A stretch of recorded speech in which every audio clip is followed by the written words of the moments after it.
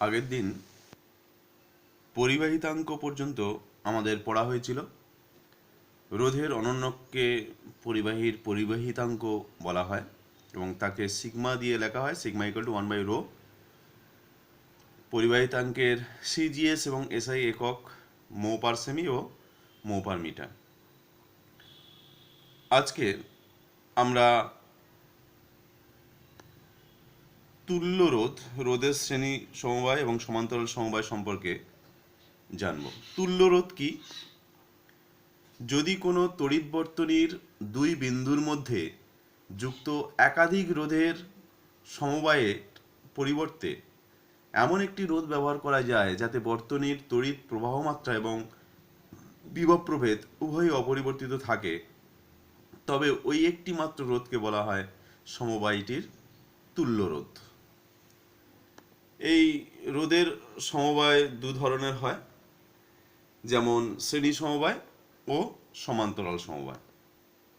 শ্রেণী সমবায়টা কি না, কোনো তড়িৎ বর্তনীতে কতগুলি রোধ যদি এরূপভাবে যুক্ত থাকে যে একটি রোধের শেষ প্রান্ত পরের রোধের প্রথম প্রান্তের সাথে যুক্ত হয়, প্রতিটি রোধের মধ্য দিয়ে একই তড়িৎ প্রবাহমাত্রা যায়, তবে রোধের এইরূপ সমবায়কে শ্রেণী সমবায় বলা হয়। সেটা কীরকম? দেখো, একটা বর্তনী, সেই বর্তনীর যদি রোধগুলো R1, R2, R3 হয়, তবে বর্তনীর মোট তুল্য রোধ হবে R equal to R1 plus R2 plus R3। এটা শ্রেণী সমবায়।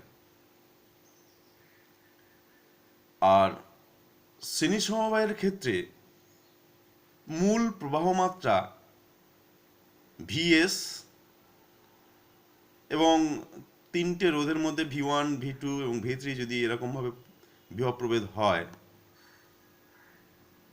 এবং I1, I2, I3 তিনটে ক্ষেত্রে, প্রতিটি ক্ষেত্রে প্রবাহ মাত্রা সমান হবে, অর্থাৎ প্রত্যেকটা রোধের মধ্যে দিয়ে সমান পরিমাপের প্রবাহ মাত্রা যাবে। ওক্ষেত্রে লেখা যায় I1 equal to I2 equal to I3। এরকমভাবে শ্রেণী সমবায়ে যদি রোধগুলো থাকে তাদের মধ্যে একই পরিমাণ প্রবাহ মাত্রা যাবে, এটা আমরা জানব।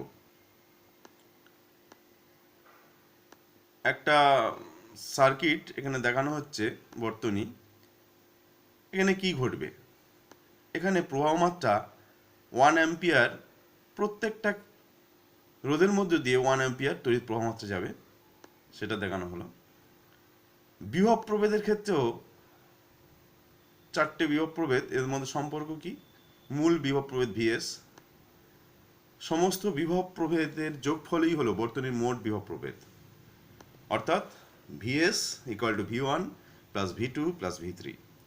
এইরকমভাবে বিভব প্রভেদটা ভাগ হয়ে যায়।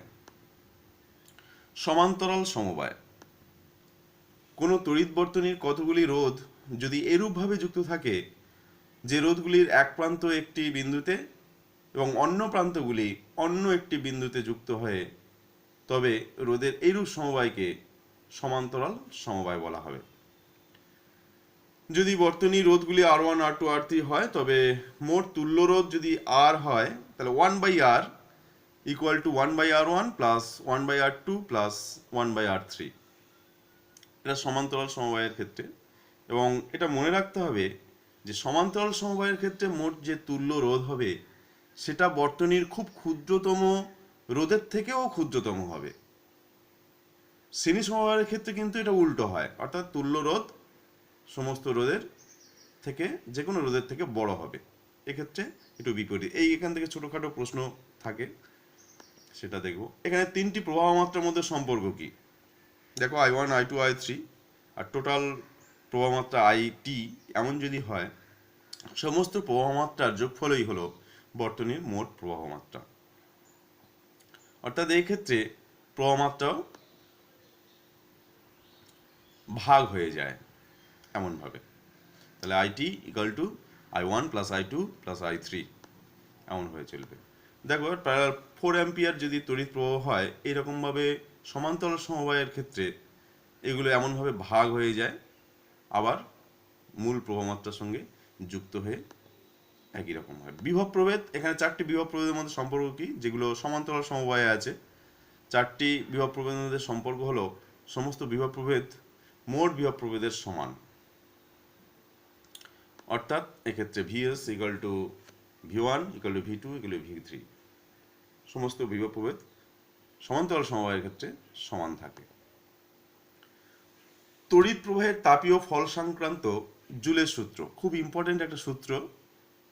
তড়িৎ প্রবাহ গেলে কোনো বর্তনীর মধ্য দিয়ে, কোনো তারের মধ্য দিয়ে, তার ফলে তাপের উদ্ভব হয়, অর্থাৎ ওই ইলেকট্রন বা তড়িৎ যাচ্ছে যখন, তখন পদার্থের পরমাণু, ইলেকট্রন, এইসব কণাগুলোর মধ্যে ঘর্ষণ হয়, তার ফলে তাপের উৎপন্ন হয়।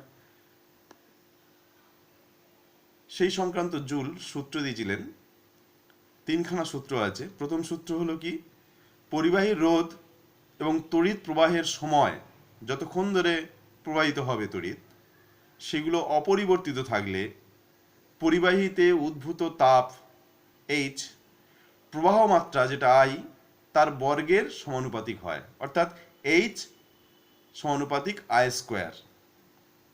মূলত এখানে বোঝা যাচ্ছে পরিষ্কার যে প্রবাহ মাত্রা বাড়লে উৎপন্ন তাপ বাড়বে, এই রকম ব্যাপার। দ্বিতীয় সূত্রটা হলো তড়িৎ প্রবাহ মাত্রা এবং তড়িৎ প্রবাহের সময় অপরিবর্তিত থাকলে পরিবাহীতে উদ্ভূত তাপ পরিবাহীর রোধের সমানুপাতিক হয়, অর্থাৎ এইচ সমানুপাতিক আর। রোধ যদি বাড়ে, তাপও বাড়বে, উৎপন্ন তাপ বাড়বে, রোধ কমলে তাপ কমবে। পরিবাহী রোধ এবং প্রবাহ মাত্রা অপরিবর্তিত থাকলে পরিবাহীতে উদ্ভূত তাপ তড়িৎ প্রবাহের সময়ের সমানুপাতিক হয়, অর্থাৎ যত বেশিক্ষণ ধরে তড়িৎ প্রবাহ হবে তত উৎপন্ন তাপ বেশি হবে। এই মূলত তিনটে সূত্র জুলের। এই তিনটে সূত্রতে একত্রিত করলে হয় এইচ সমানুপাতিক আই স্কোয়ার আর টি, আর যেখানে আই আর এবং টি সকলেই পরিবর্তনশীল। সূত্রটা সংক্ষিপ্ত রূপ মনে রাখতে হবে, এইচ ইকুয়াল টু এইচ সমানুপাতিক আই স্কোয়ার আর টি। এই এইচ সমানুপাতিক আই স্কোয়ার আর টিকে সমানুপাতিক তুললে একটা ধ্রুবক আসে, সেটা 1/j ধ্রুবক। এই জে হলো একটি ধ্রুবক যাকে তাপের যান্ত্রিক তুল্যাঙ্ক বলা হয়।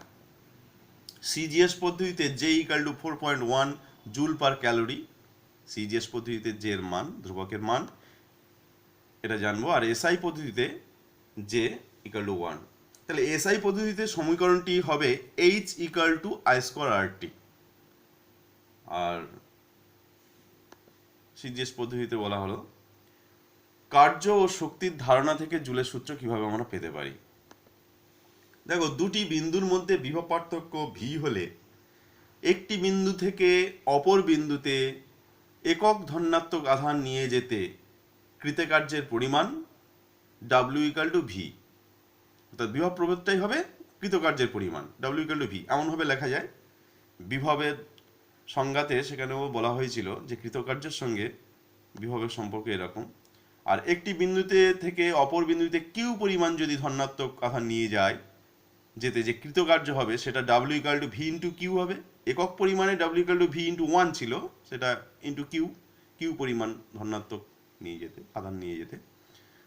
তো ডাব্লিউ ইকাল টু তাহলে ভি আই টি, যেখানে Q equal to I T আমরা প্রবাহমাত্রার সংজ্ঞা অনুযায়ী জানি, I equal to Q by T ছিল সেখান থেকে। আর বা W equal to I square R T, যেখানে V equal to I R, V এর মানও বসিয়ে দেওয়া হলো। তাহলে W equal to I square R T. এই কৃতকার্য পরিবাহীর আভ্যন্তরীণ শক্তি বা তাপ শক্তি হিসাবে উদ্ভূত হয়। এখন কার্য ও তাপের তুল্যতা অনুযায়ী পরিবাহীতে উদ্ভূত তাপ H equal to W by J, W equal to J H, কাজ এবং তাপের তুল্যতা যে সমীকরণ ছিল সেখান থেকে H equal to W by J, সেটা সমান I square R T by J, ডাব্লিউর মান বসিয়ে দেওয়া হলো। এটাই হলো জুলের সূত্র, পেয়ে গেলাম। গৃহস্থলীর কাজে তড়িৎ প্রবাহের ফলে উদ্ভূত তাপের ব্যবহার। তড়িৎ প্রবাহ হলে তাপ উৎপন্ন হবে, এই সুবিধাটাকে কাজে লাগিয়ে বিভিন্ন যন্ত্রপাতি তৈরি হয়েছে। কতগুলো আলোচনা করা হবে। ইলেকট্রিক ইস্ত্রি,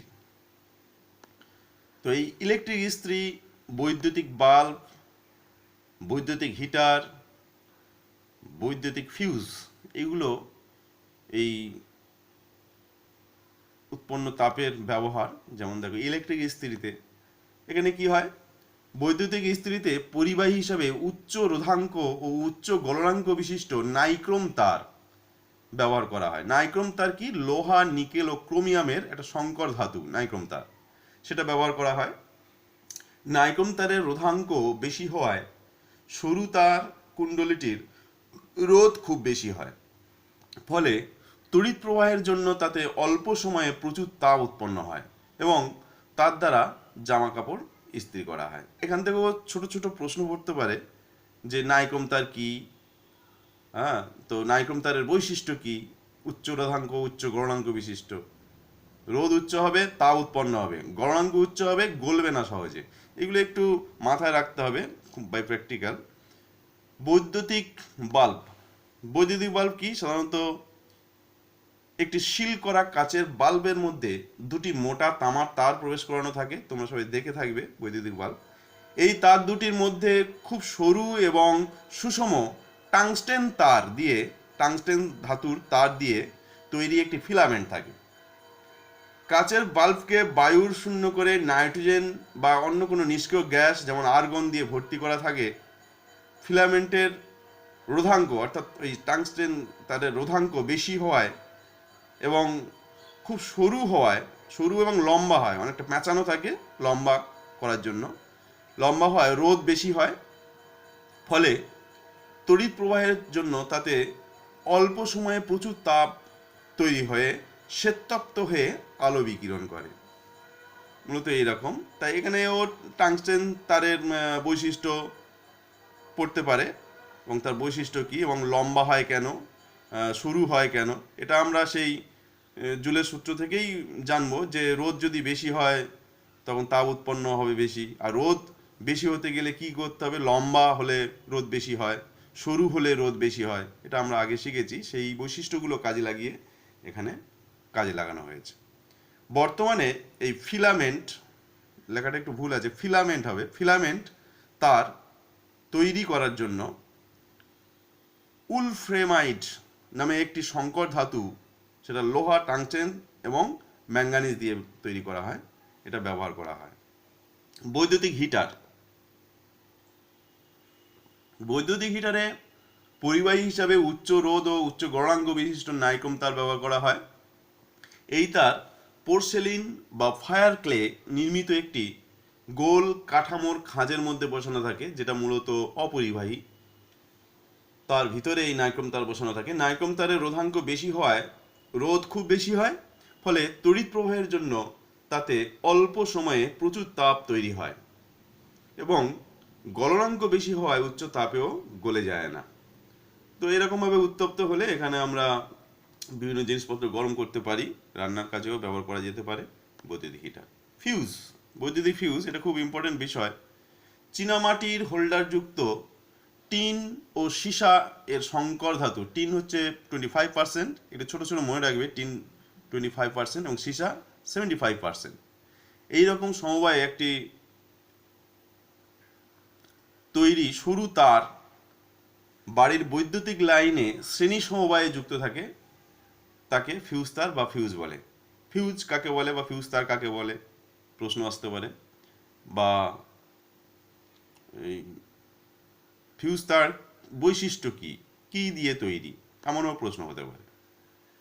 ফিউজ তারের বৈশিষ্ট্য কি, উচ্চ রোধ এবং নিম্ন গলনাঙ্ক হয়।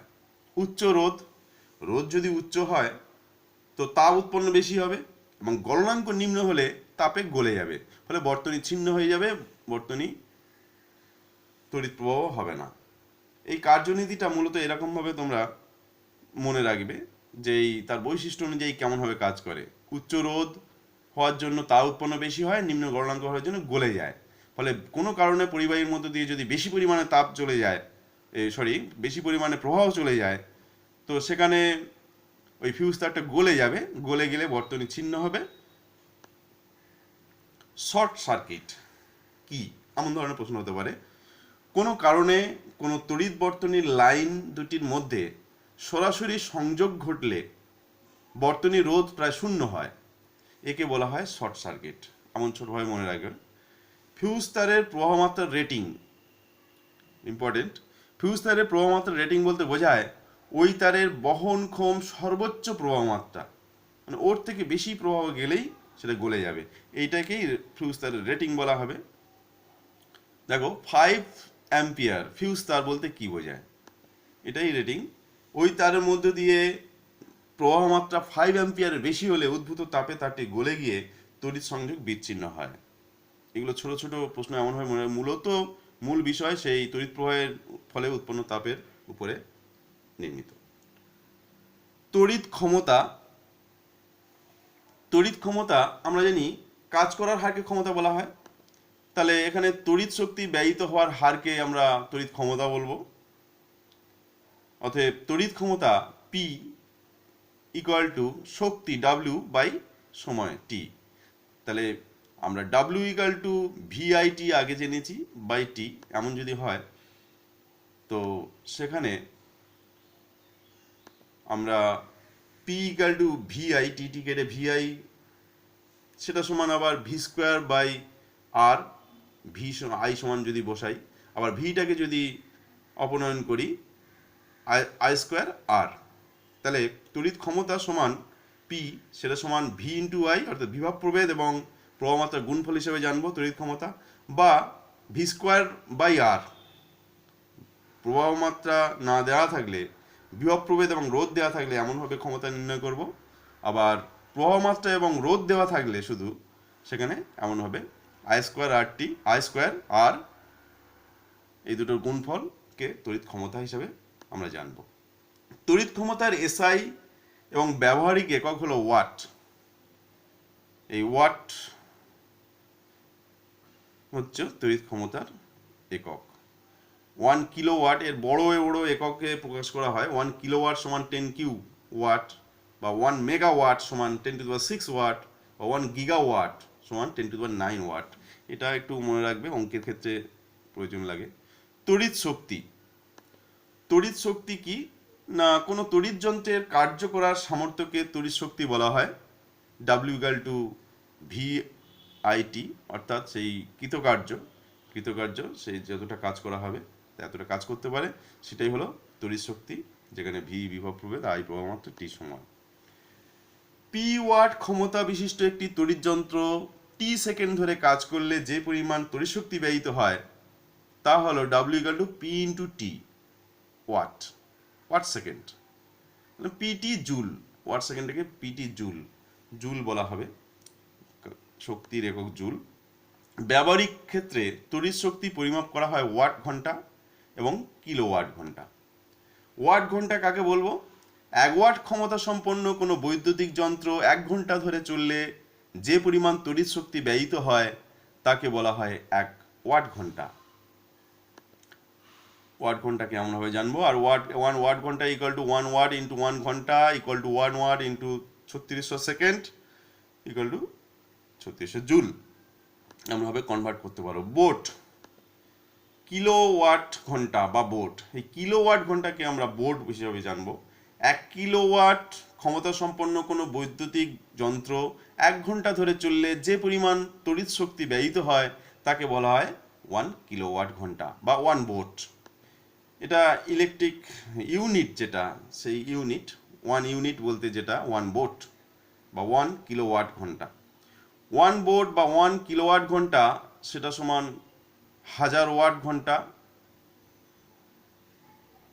আর ঘন্টাকে সেকেন্ডে করলে 3600, 1000 ইন্টু 3600 সেটা জুল, 3.6 ইন্টু 10⁶ জুল, বা 3.6 ইন্টু 10⁶ বাই 4.2 ক্যালোরি, সিজিএস এককে নিয়ে যাওয়া হচ্ছে, এমনভাবে 8.6 ইন্টু 10⁵ ক্যালোরি, এমনভাবে নির্ণয় করা হয়। আজকের এই পর্যন্ত। আরেকটি ধাপে তৃতীয় পর্যায়ে এই চ্যাপ্টার কমপ্লিট করা হবে। ফলে পরবর্তী ভিডিওর জন্য একটু অপেক্ষা করতে হবে।